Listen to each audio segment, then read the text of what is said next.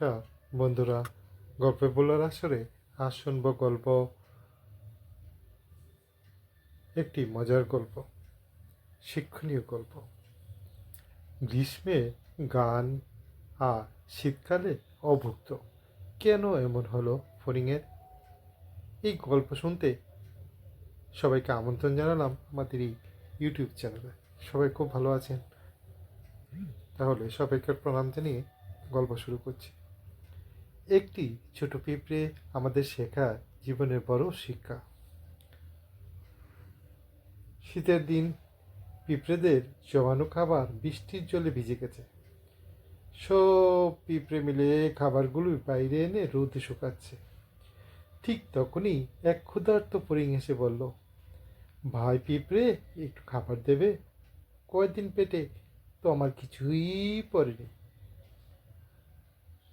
পিঁপড়েরা শান্তভাবে বলল, গ্রীষ্মের দিনে তুমি আমাদের মতো খাবার জমাওনি কেন?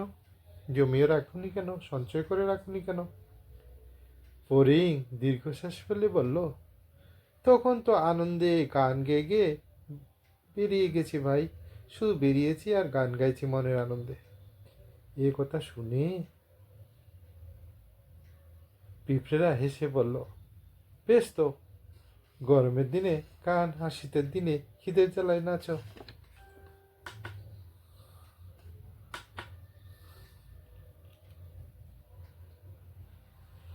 তাহলে গল্পের শিক্ষা হলো, সুদিনে কাজ ও সঞ্চয়ে অবহেলা করলে দুর্দিনে কষ্ট পেতে হয়।